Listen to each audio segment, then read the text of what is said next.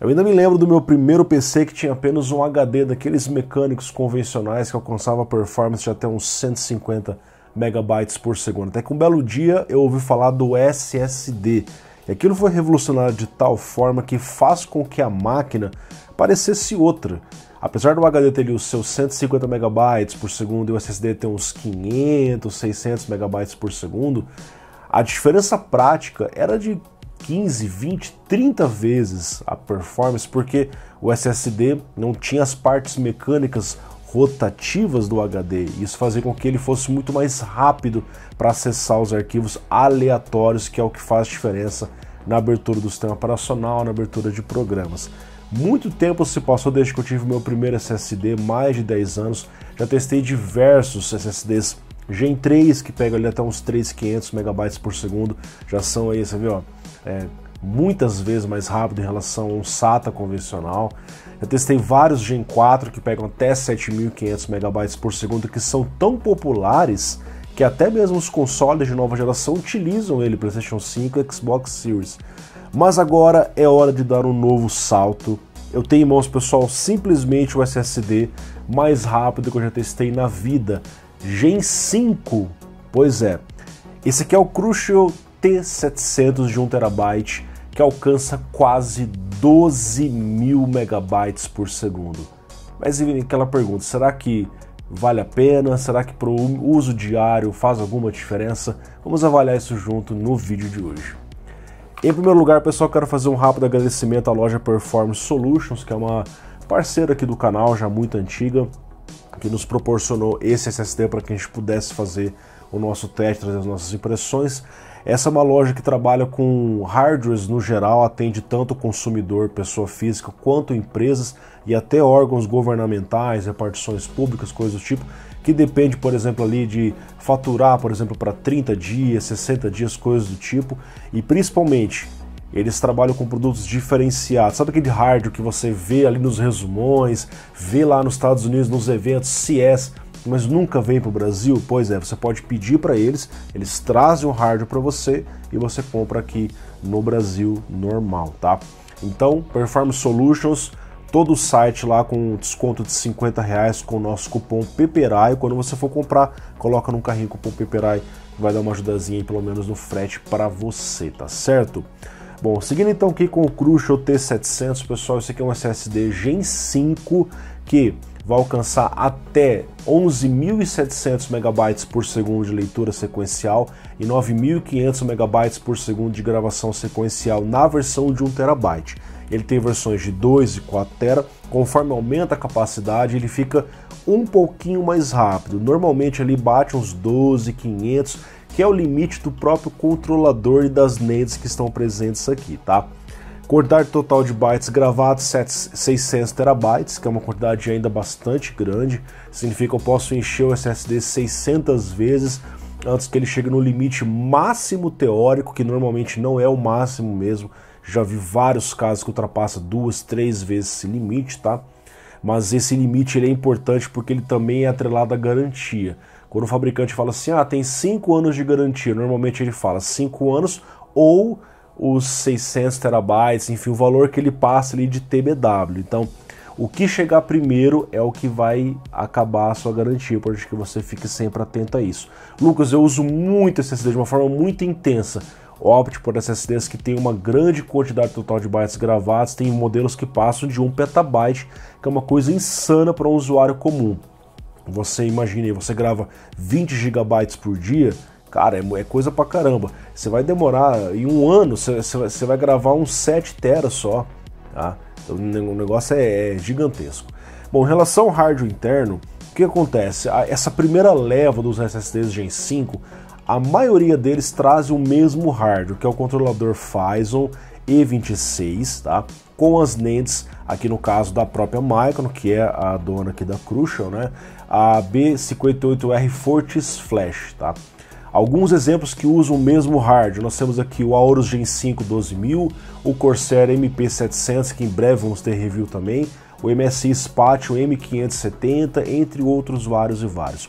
DRAM Cache, nós temos 2 GB aqui, 4.266 MHz LPDDR4. É um SSD de fato muito robusto, mas é preciso observar a performance prática dele. Por quê? Diferente do que é reportado na caixa, quando você coloca o SSD e começa a gravar, a performance não é exatamente aquela sempre, aquele máximo. Vejo pelo gráfico de gravação sustentada. Quando eu começo a encher o SSD de 0 até o seu 1 TB, lá por volta de 106 GB, ele está gravando próximo da velocidade rotulada, ali nos 9.500 e poucos megabytes por segundo. Show de bola, bem próximo dos 10.000 megabytes por segundo. Mas então ele cai, e ele fica por volta ali dos 1.800, 1.900 megabytes por segundo e vai assim até mais ou menos os 810 gigabytes. Então ele cai novamente para a faixa ali dos 1.500, 1.400 megabytes por segundo e chega até o final. Lucas, por que isso daqui acontece? Pessoal, isso aqui é perfeitamente normal. 99% dos SSDs fazem a mesma coisa. Eles não têm nem, digamos assim, suficientemente rápidas para gravar sempre na performance máxima. O que eles fazem então? Eles pegam uma NAND que é mais barata, que é a TLC, que é o caso daqui, reprogramam ela como uma SLC, para gravar em 1 bit por célula. Logo, o que você tem? Uma performance bem alta lá em cima, só que depois ela volta a gravar na TLC bruta e é menor. O ponto aqui é o tempo para terminar. Esqueça um pouco a performance. Ele demorou 10 minutos para encher o SSD de 0 a 100%. Tem SSDs que demoram 18 minutos. Tem SSDs que demoram 1 hora, inclusive Gen 3. 1 hora. Olha a diferença. É isso que vai fazer, às vezes, diferença para você no seu trabalho. Não é necessariamente os números, megabytes, gigabytes por segundo saltando na tela, e sim o tempo que você faz as atividades. Mesmo com essa queda que sempre acontece nos SSDs, ele terminou muito rápido e foi o que terminou mais rápido de todos que eu já testei aqui, tá? Agora, para que ele tenha essa performance por 10 minutos, show de bola, existe um ponto muito importante, pessoal, que às vezes é negligenciado, que é a questão da temperatura. O que acontece? Ao mesmo tempo que ele é muito rápido, proporcionalmente ele também é muito quente. Observe, o formato do SSD M2 e NVMe ainda é o mesmo dos SSDs Gen 3, aqueles primeiros que saíram. Então ele foi ficando cada vez mais rápido, só que no mesmo tamanho. O que acontece? Acontece que a temperatura vai ficando cada vez pior. Então quando você compra essa versão, ele não tem dissipador.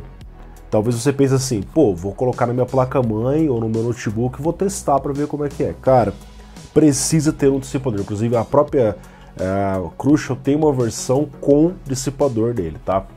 Então, vocês vão ver o teste com a câmera térmica, aonde ele começa ali por volta de 36 graus das NANDs, a controladora tá ali, ó, uns 38, vai subindo 50 graus rapidamente. Depois de mais ou menos 2 minutos que eu estou fazendo o teste, ela já está em 78 graus. Depois de 3 minutos, ela está em 92. Cara, ela não para. Tá subindo pra caramba. Quando você vai chegando ali por volta de 5 minutos de teste, no exato momento que bate a temperatura de 96 graus, o SSD desliga. O PC não desliga, a máquina continua ligada, mas o SSD fica inacessível no próprio sistema operacional. Você não consegue mais trabalhar com ele por conta da altíssima temperatura. Esse aqui é o mecanismo de proteção dele que faz com que ele pare de subir a temperatura. Qual que é a consequência? Cara, quando ele bate a partir dos 90 graus, a performance dele que vocês viram ali atrás, que tava, 1800, show de bola, tá gravando rápido, vai para 100 megabytes por segundo. Pois é, cara. Então não adianta você comprar um negócio desse daqui e não ter dissipador. Aí você tem duas escolhas. Ou você compra a versão que já vem com dissipador, aliás, 3 escolhas. Ou você coloca numa placa-mãe que já tem dissipador próprio, várias placas-mãe já têm dissipador próprio, especialmente as Gen 5, são placas normalmente mais caras, elas geralmente vêm com dissipador, beleza. Ou você compra dissipador à parte que vende no AliExpress. Em breve nós vamos ter um comparativo de vários dissipadores, inclusive testando com esse monstrinho aqui que é quente pra caramba também, tá? Então é importante colocar um dissipador. E aí a gente vai ver aqui no gráfico que, olha lá por volta dos 540 GB que eu estava gravando do 0 ao 100, né? Ele parou, ele falhou a gravação, o sensor estava até um pouco mais frio.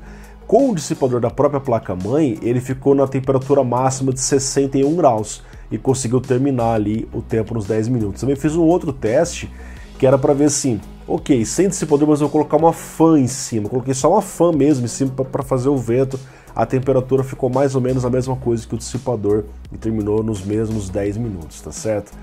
Bom, agora seguindo para os testes de performance, que é uma coisa que vai chamar muita atenção, pessoal, simplesmente ele é o King, né? Essa SSD leitura sequencial está batendo ali 9.100 megabytes por segundo, bem acima de qualquer Gen 4 que temos ali. Na escrita sequencial está batendo 8.923. Na leitura aleatória, porém, com arquivos pequenos, aqui você percebe por que o Gen 4, Gen 3, Gen 5, mesmo a SSD SATA, existe diferença? Existe, mas já não é tanta. Por isso que num software comum, no dia a dia, carregar o Windows, carregar jogos, você não percebe que muda tanto. Mesmo do SATA para o Gen 5, a performance aleatória é muito similar. Na leitura, na gravação existe alguma diferença. Olha lá o HD com 1 MB por segundo, por isso que o HD é tão pior, mas o SSD SATA está fazendo, cara, 100 vezes mais desempenho, tá? E aí quando você compara com o NVMe, está fazendo 2 vezes e meio mais desempenho, já não muda tanto assim. Crystal Disk Mark, um outro software para avaliar a performance, nós vemos ali o Crucial pegando os 11.719, que é a performance máxima rotulada dele, tá? Absurdamente rápido, gravação por volta dos 9.600 megabytes por segundo, conforme a gente vê. No Atom Disk Benchmark a gente vê o progresso dos SSDs, aonde ele de fato consegue bastante desempenho sem thermal throttling, desde que você utilize um dissipador, que é o caso de todos os testes aqui na escrita sequencial. Na leitura, a partir do 1 MB ele dá um salto ali e permanece na performance máxima rotulada dele.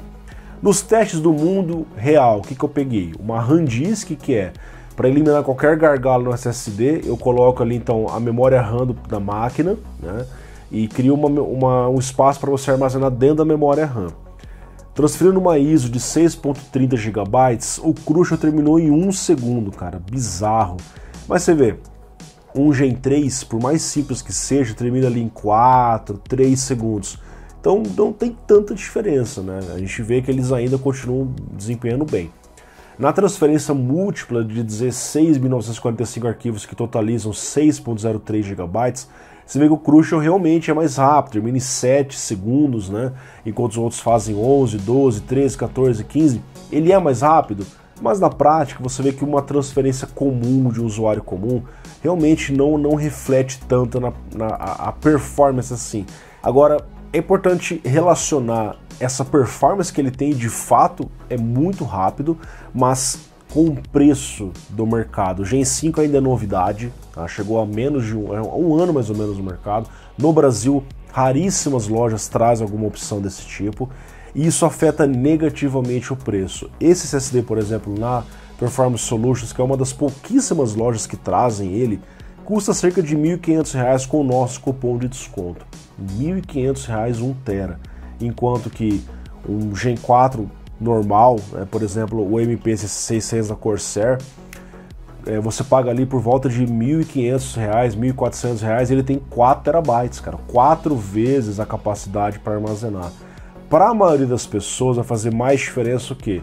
Eu ter um Gen 5 que bate 12.000 megabytes por segundo, só que com 1 TB, ou ter um Gen 4 de 5.000 megabytes por segundo com 4 vezes mais espaço. Com certeza ter mais espaço, cara. Isso é fato. Então o Gen 5 ele acaba ficando por hora, talvez por um tempo ainda, nichado. Ele fica para um público específico que precisa de muita vazão. O cara trabalha com uma renderização ultra pesada, o cara trabalha com uma modelagem muito complexa, com alto tráfego entre CPU, memória RAM e SSD, e precisa ali de uma gravação, de uma leitura mais acelerada, porque o custo do SSD ainda é muito alto. Sejamos sinceros, para um afegão médio, para aquele usuário comum, só quer entrar no sistema operacional, jogar um joguinho, navegar na internet, mesmo o SATA continua atendendo. No máximo o Gen 3 continua atendendo. O Gen 4 é mais rápido?